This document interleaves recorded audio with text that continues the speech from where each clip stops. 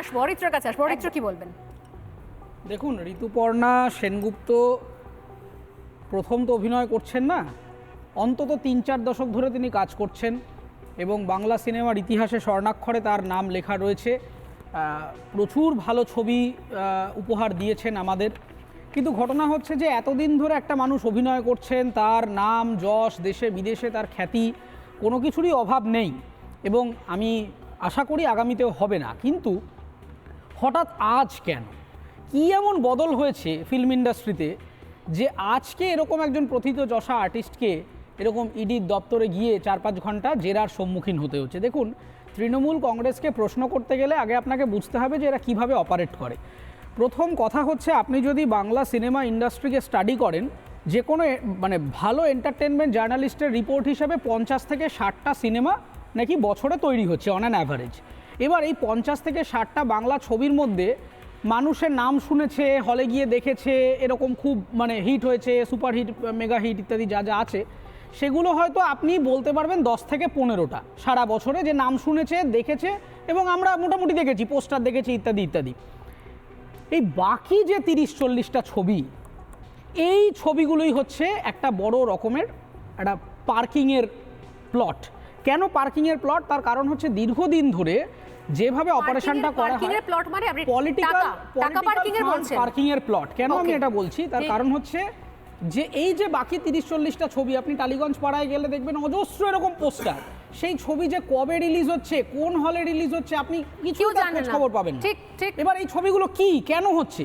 যারা প্রডিউসার তারা কি মানে বোকা? তারা কেন হঠাৎ করে বিনিয়োগ করছেন? দেখুন, কেউ বোকা নয়, এখানে একটা 2-ওয়ে কমিউনিকেশন আছে। ফার্স্ট, শাসক দল যেটা করেছেন সবার প্রথম এসে, যারা প্র্যাকটিক্যাল প্রডিউসার বা ইনভেস্টার্স, যারা সত্যি সিনেমায় ব্যবসা করতেন একটা সময়, তাদেরকে সাইডলাইন করে দিয়েছে। এখন আপনি প্রপার ইনভেস্টার, যে ভাই 100 টাকা দেবো, 120 টাকা রোজগার করব, এই যে ফাইন্যান্সার বা ইনভেস্টার বলে যে ক্লাসটা ছিল, সেই ক্লাসটাকে সাইডলাইন করে দেওয়া হয়েছে। এবার গুটি কতক যে প্রোডাকশন কোম্পানি রয়েছে, তারা খুব ভালনারেবল হয়ে গেলেন। এবার তার মধ্যে একটা বড় অঙ্কের নেটওয়ার্ক ঢুকে গেলেন হচ্ছে এই জ্যোতিপ্রিয় মল্লিক টল্লিকদের মতো বিভিন্ন নেতা টেতা,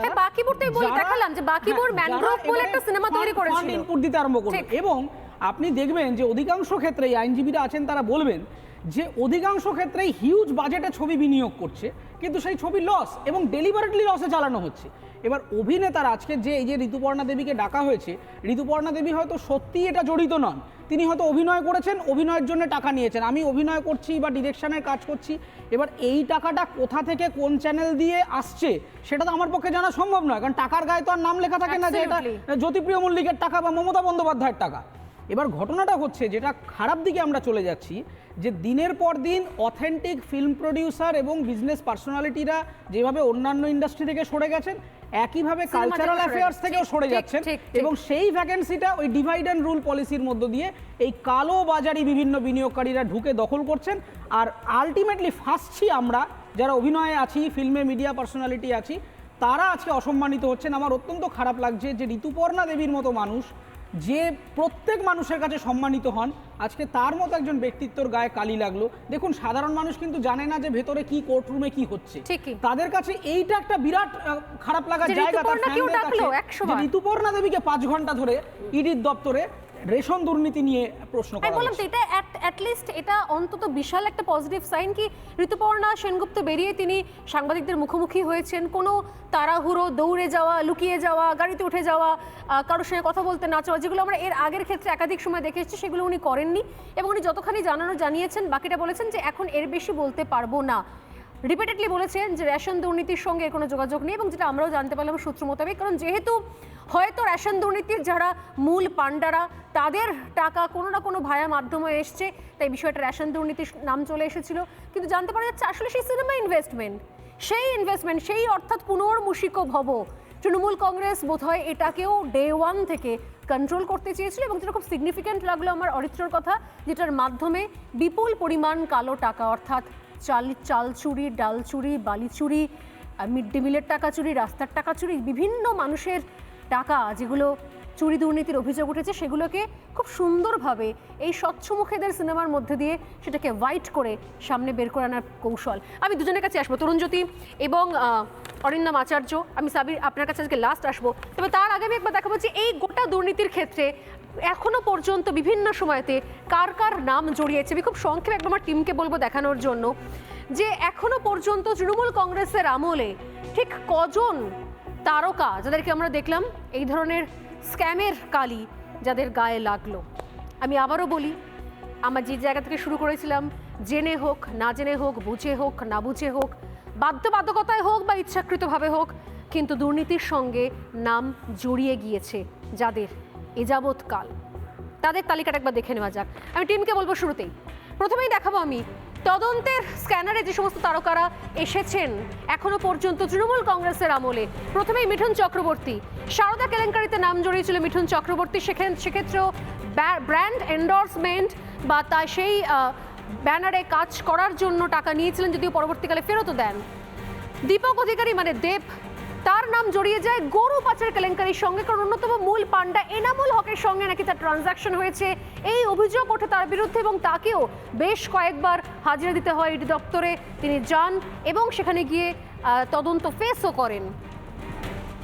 শতাব্দী রায়ের নাম জড়িয়েছে চিটফান্ড কেলেঙ্কারিতে, মূলত সেই সময়তে সারদা এবং রোজভ্যালির কাণ্ডের সঙ্গে একের পর এক তাপস পাল, পরবর্তীকালে শতাব্দী রায়, এদের প্রত্যেকের নাম জড়িয়ে যায়। এটা ঠিক যে এর মধ্যে অনেকেই রাজনীতির আঙিনায় পা রাখেন, পরবর্তীকালে প্রার্থী হন, টিকিট নেন, অনেকে রাজনীতি থেকে একদম সরে যান। পরবর্তী নুসরাত জাহান, তার নামও জড়িয়ে যায়, নুসরাত জাহানের নাম জড়িয়ে যায় ফ্ল্যাট প্রতারণা মামলা, একটি ফ্ল্যাট প্রতারণা মামলা, একটি কনস্ট্রাকশন কোম্পানি, তার সঙ্গে নুসরাত জাহানের নাম জড়িয়ে যায়। সেই দুর্নীতির সঙ্গে ইডির দপ্তরে হাজিরা দিয়েছেন নুসরাত জাহানও। পরবর্তীকালে রাজনীতির আঙিনায় পা রাখেননি, প্রার্থী আর হননি পরবর্তীকালে নুসরাত জাহান, বা টিকিট পাননি। সায়নী ঘোষ, এই মুহূর্তে দাপটের সঙ্গে শাসক দল তৃণমূল কংগ্রেস করছেন, কিন্তু সায়নী ঘোষের নামও জড়িয়ে যায় নিয়োগ দুর্নীতি মামলায়। এই রাজ্যে শাসক দলের সব থেকে বড় দুর্নীতি, তার সঙ্গে নাম জড়িয়ে যায় সায়নী ঘোষের। সায়নী ঘোষও বেশ কয়েকবার ইডির দপ্তরে গিয়েছেন, হাজিরা দিয়েছেন, তদন্ত ফেস করেছেন। নেক্সট বাবুল সুপ্রিয় নাম জড়ায় চিট ফান্ড কেলেঙ্কারিতে, যদিও সেটা অনেক আগে, তখন বাবুল সুপ্রিয় বিজেপিতে ছিলেন এবং তার পরবর্তীকালে তিনি তৃণমূল কংগ্রেসে চলে আসেন, কিন্তু নাম জড়ায় বাবুল সুপ্রিয় চিটফান্ড কেলেঙ্কারিতে। এবং সূত্রের খবর এই চিটফান্ড কেলেঙ্কারির চাপ কোথাও ছিল তার উপরে।